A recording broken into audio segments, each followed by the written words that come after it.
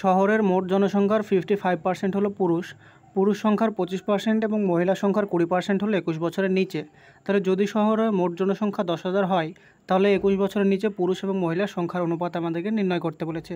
তো এখানে একটা শহরের মধ্যে জনসংখ্যা যদি আমাদের টোটাল 100% হয়, তার মধ্যে বলেছে পুরুষ হচ্ছে 55%, তাহলে মহিলা কত হবে? মহিলা হবে 100% মাইনাস 55%, তাহলে হয়ে যাবে 45%।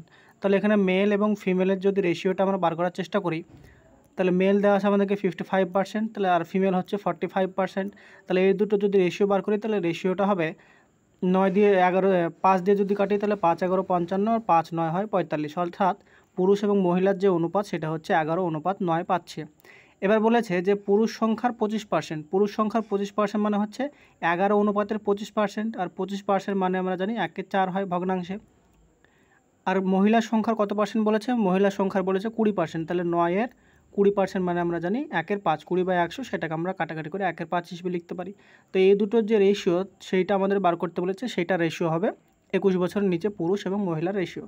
তাহলে রেশিওটা যদি বার করার চেষ্টা করি, তাহলে এদিককার 4টা ওদিকে 9-এর সাথে মাল্টিপ্লাই হবে, আর এদিককার 5টা এদিকে 11-এর সাথে মাল্টিপ্লাই হবে রেশিও মানে।